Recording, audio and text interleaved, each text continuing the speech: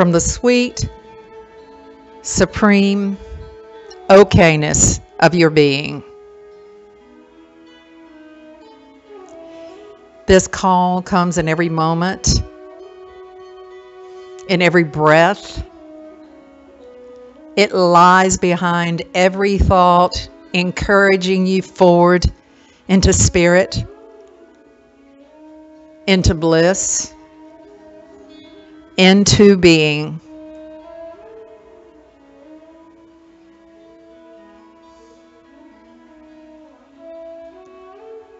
It appears as spirit.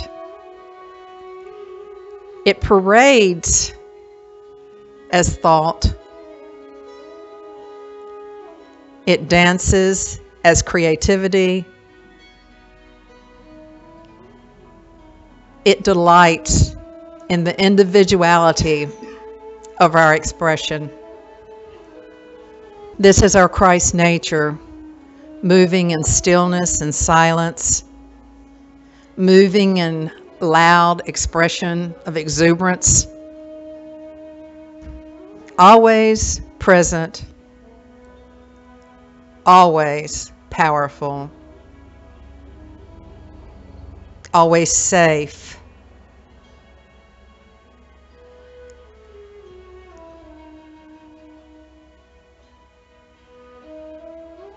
What beauty, what joy, what compassion, so that even if your mind now hears none of the words that I speak, and there's a racing in your heart or your stomach is queasy, this unconditional love is still loving. It's saying, it's okay. Right now, come as you are, whether you're afraid or exuberant, whether you're physically ill or robustly healthy, come as you are now. Do not delay. There's no waiting period. Complete acceptance now. I am with you.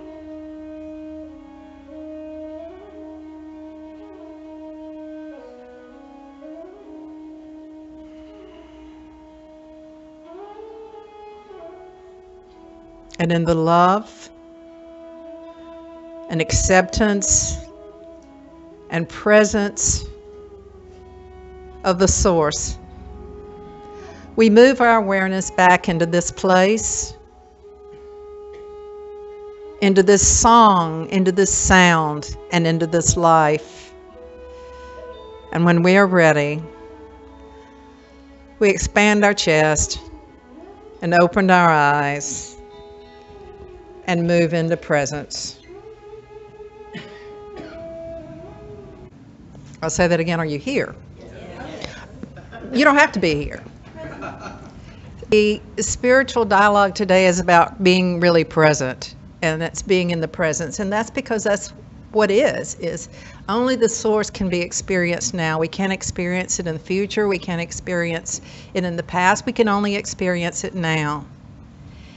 And that source is so loving and compassionate that it doesn't matter whether we experience it or not. It continues to surround us and lead our lives and drive our desires and right our wrongs and correct our path, regardless of how off target or off course we are. That is God's guarantee, and that is a life of blessing. Our particular job in this life is actually that of recognition. We have to recognize the good. And so there are many spiritual disciplines that have been designed to help us experience that direct good that's always present, the supreme okayness that's always here. There's practices of gratitude. There's learning to still our mind. There's all levels of this. You can meditate in a cave, or you can plan a manifestation and experience the exuberance of knowing that you have power in your life. It's a complex and amazing world, this spiritual world. And my particular part in this world is a philosophy that I call EZosophy. And it's interesting that the last time I was here was the first week after my other book was out, Words Make a Difference, and I've just reprinted this, and this is the first group I'm talking to since this book has just come out and it's been reprinted. So I think that's interesting synchronicity. It shows something of a beginning, and this certainly in this church is a new beginning, and I'm excited about it, and I know that you can all feel that excitement as well. So welcome to the new land of EZosophy. It's a philosophy of ease. Osophy means wisdom, so it's the wisdom of ease. And today I want to talk to you about the principles of ease. And you have those in your hands just to take home with you. And before I get into the EZosophy vows, let me just tell you that I might not get to all 7 of them. And that's not that important. What is important is the presence that we experience here and the energy here. We are here for an infusion of energy, for a renewal of spirit, for an awakening. And somewhere in the word is the awakening, but not in the concept, but in the power of the word. As we get started, there is something that I would like to make mention of that greatly gets in the way of our peace, and it's very often how Western life is organized. And that starts with the idea or the spiritual principle of the ego, and that is that we have to have more of whatever it is. We go on vacation, we have to stay longer. If I had more time here, it would be better.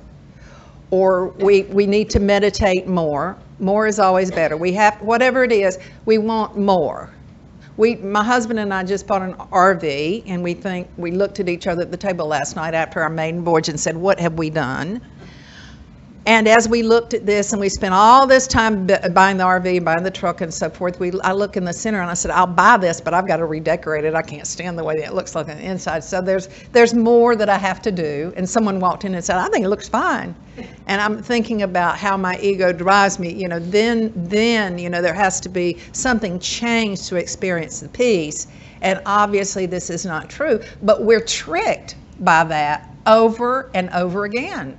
My first recognition was when I was in my 20s. I learned metaphysics when I was very young in my teens, and I began to manifest my life in my teens. But by the time I was 35, I had gotten a divorce and I got a house, and I manifested building the house bigger and adding a greenhouse. It didn't matter what it was.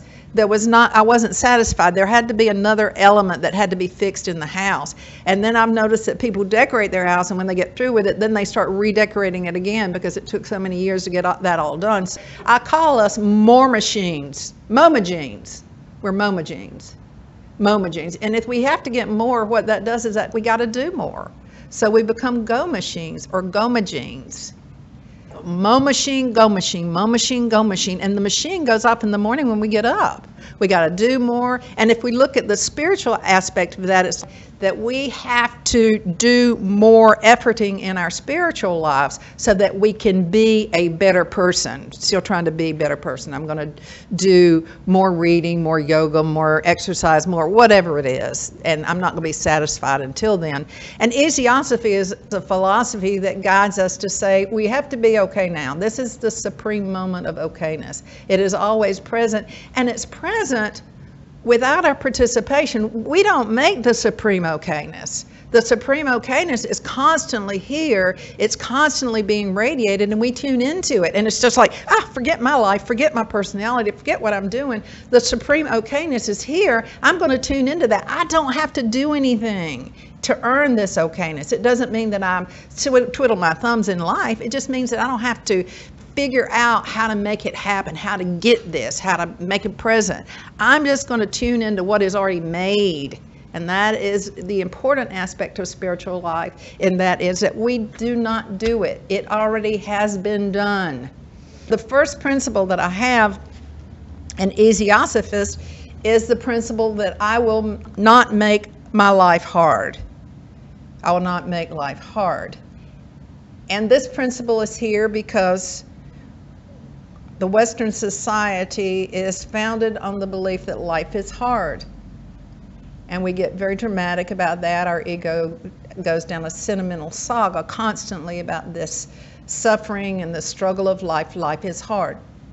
But life is not hard all the time. It is hard, but it's not hard all the time. This first principle is, I will not make my life hard. Now, who was it that said my yoke is easy, my burden is light? Yeah, Jesus said that. So that's the first principle, and that is that there is a spiritual promise that we have.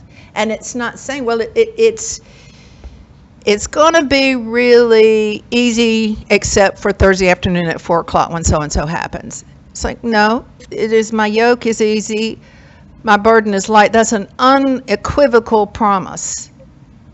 And it's one that can be taken in any moment. We can call that up. We can redeem that particular principle in any moment. And it's like we have to be willing and say, I won't make my life hard. No, I'm not going to do it anymore. While everything can be easy, or at least easier, I don't have to carry the burden that I've always carried and efforted with in my life. Everything can be easy, or at least easier. Easy if it's driven by my ego. Easier if it's very difficult, if there's something very painful in my life. It can be easier if I reach out and let my friends help me, if I reach in and let the Spirit be where it is. Have any of you had a really terrible experience, a sad experience? Maybe you've lost a loved one, perhaps a parent, a spouse, or even an animal that you love so much. I'd say, or even an animal, like to discount the presence of any life form. But have you had that spiritual balm that came over you in the midst of tragedy? Anyone experience that? I can remember having that on several occasions. It's a lifting of the spirit when we're so heavy and we've experienced a loss. I think there's a song and it goes something like, there is a balm in Gilead that heals the sin-sick soul. Because there's something available regardless of how tragic it is in our lives. So we cannot make it hard. We interfere with that presence. And so our job is to retreat and remember that we are not alone. As the Course in Miracles says, if we knew who walked beside us on the way that we have chosen, fear would be impossible. The second principle is, I will say no. I've just spent some time with my two-year-old grand twins, and that is quite an age. I understand that young children ask 300 questions a day, and if you have two, that's 600 questions a day. And one of the things that they're constantly I want to do this, I want to do that, let me do this, let me do that. Gosh, I hope their parents don't listen to this, but one of the things, and this is so typical of parents, they get, can I have so-and-so? And they go, oh, no, this is so-and-so and so-and-so. We don't want to do that right now. Or there's the lack of no. It's explaining why we can't have something. It's all over the place. And we've raised these children, and we've been told that children heard no so much that we need to say it in a different way. And I'm here to say that we also need to learn how to give no and how to say no. But this is an operational skill. As a human being, if we don't learn to do that, then we can't move forward. And my little boy, they'd scream. One of them would scream, one of them would cry, and he'd say, can I have so-and-so? And I'd say, no. No, you can't have that. They were off. But if I would still be explaining to them in this soft way about how not to do this. And so if you notice that you are tired and you don't have a lot of energy, I'm going to suggest that it might be the lack of no. We can't truly say yes in our lives until we said no. Because what happens is we often say yes when we want to say no, and then we bail out at the last minute. So we want to learn how to say no really cleanly and clearly so that our yeses are true yeses and our no's are real no's, and we can have the energy. I was in an ashram in a little village in India, and there was a woman from India. She was from England. She was younger than I was. And I so remember her. I was smiling, and she looked at me and she said, "Do you mean that smile? Or is it just painted on your face? Do not smile if you don't mean it." And it called me into question. I loved that. If you don't mean it, then don't say it, whether it's a yes or a no. But we need to be behind our choices, and we need to know when the no is appropriate. And that brings a certain amount of freedom. And a yes when we mean no is what martyrs do. Yes is what I say when I want to say no. I become a martyr, a victim, carrying something that I need not carry. So the next one is I will not feel sorry for others. A lot of this is about regaining our energies. Feeling sorry for others is a one-up position. It means I'm looking down at you. I don't think you're as good as I am, as smart as I am, as capable as I am. I think you've really messed up your life and I know how to do it better. Now, there's another way to look, and that's with compassion. And when we look with compassion, we say, I am with you on this journey. I know that it's a tough time. I have been through tough times. I mean, you don't want somebody to look down on you and feel sorry for you when you're going through a tough time.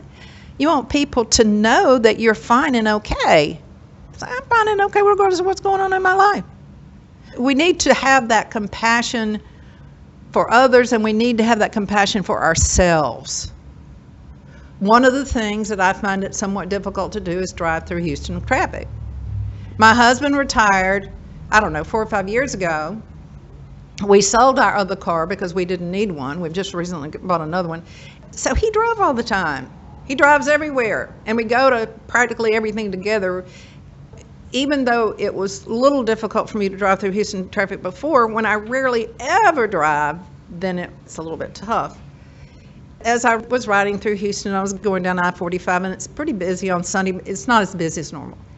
And I'm trying to be happy about it, and I remember compassion. And that is, yes, I do feel uncomfortable in traffic. There is nothing wrong with feeling uncomfortable in traffic. And it's not until I feel that and just say that and acknowledge that and have that compassion towards myself that I'm free then to look at it a different way. Until I get to that point, I am stuck in covering up what is going on. And even though we're very spiritually evolved people, for the most part, most of the time, we have an ego that is so slippery, so sleazy, that it uses the best part of our personality to hide our foibles from us. It hides them. Just a little thing like traffic, or that we're irritated when we're in line with someone, and our spiritual ego says, oh, you're a wonderful, positive person. You're too good to be irritated with somebody when you're in line. That's one aspect. And of course, the other one is just to be totally angry and feel like I have a free card because something isn't going our way. Neither one of them are very conscious, but the aspect of consciousness that I'm bringing forth is this aspect of compassion towards self and others, regardless of what they do. So we can acknowledge what we feel, think, and see, and then apply compassion. The third principle is I will not criticize others. Criticizing others, I'm sure you've heard this, is like taking poison and hoping that the other person will die. It's not an effective tool, because as I'm angry with someone, as I'm talking to them in an angry voice, or irritated or sarcastic, or I put them down, I'm experiencing that in my own body and in my own mind. The more spiritual or the more self-aware we become, the more we begin to notice that kind of criticism, and we hold our tongue, or we don't speak out even if we are angry or upset. We just said, no, I know this is anger and upset, let me just let this go until I get better. But often we don't peruse our minds when we're with other people to notice what we're thinking. Are we criticizing as we are thinking to someone, as opposed to being present with the essence of who they are? It's like, oh my gosh, what have they got on? Or, oh my gosh, aren't they critical? Or aren't they negative? That's a criticism that we have. And we can take our lives to a different level when we notice what the internal dialogue is. And we notice it with compassion. It's like, oh my gosh, I'm the most negative person. I shouldn't be criticizing the person. It's like, no. It's this compassion that says, goodness, I'm noticing what the mind is doing. This is what the mind does. It dramatizes, it criticizes, and I'm going to move on beyond that point. And so that principle is I will not criticize others. The next principle is I will care for my body. Our body is not separate from our mind and our spirit and our emotions. We know that. And so when we say that we must care for our body, we have to care for our emotional body. We have to care for our physical body as well. And our spiritual body, there's all levels of bodies that we have. Our body cries for touch. The cells of our body want to be loved and touched. They want to be moved. It's almost like they have an independent consciousness that says, pay attention to me, be with me, light me up, bring fire into me. Don't just bring fire into the head, bring fire into the body. Bring your life into the body, bring your appreciation into the body, every cell. As we awaken into consciousness, that's why we hear so much about martial arts, because that's a whole awareness of how to move the body, what to eat, how to think. It's a way of living. So that principle is I will care for my body. The next principle is that I will create a sacred space. We can have an altar in our home. Anyone have an altar in your home? Anyone have a candle that you light over? It's an altar in your home. It's a space that you do a special ritual. I love the ritual of if there's trouble in a relationship, one of those long candles, those big in a jar, and take your picture of you and your significant other and put it with the candle and light it. So that is a sacred space. As I drove this morning, realizing the supreme okayness is present, even though there was a part of me that wasn't always aware of the supreme okayness, what I did was that I ommed for the entire trip. And I did feel, it was a wonderful experience. I created a sacred space, knowing that I had nervousness about the trip, but moving with that thought and oming. And oming does a couple of things, which is it settles the emotional body, but it also brings a lot of breath into the present moment. And we tend to hold our breath and subventilate in our bodies. And so I will care for my body. And the last principle is that I will talk louder. And I've actually added on to that, I think in the new rendition of my book, I will listen.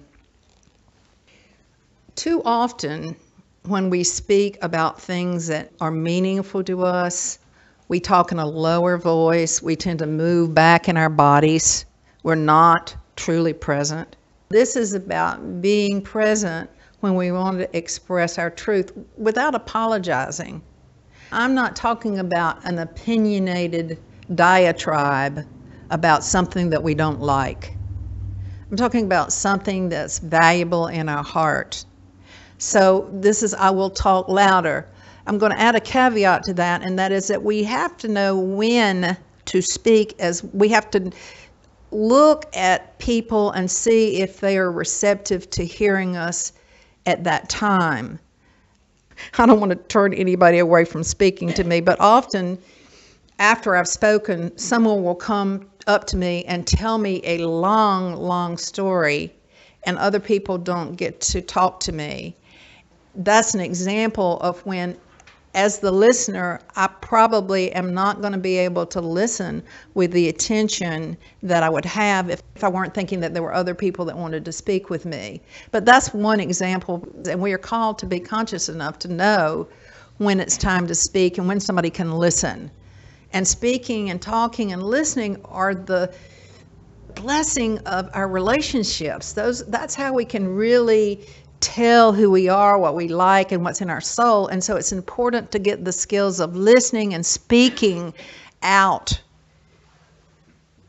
I don't want to say the word managed, and I don't want to, what is a good word for that? We want those skills to be fully expressed and acknowledged and examined and explored as a part of the outpouring of spirit.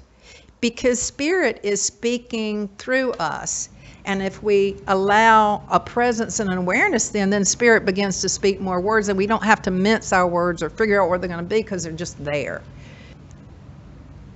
These are suggestions on how to live life, and they are suggestions that help us keep the blocks to this infinite okayness out of our lives, or out of our awareness. They're in our awareness. They're very simple.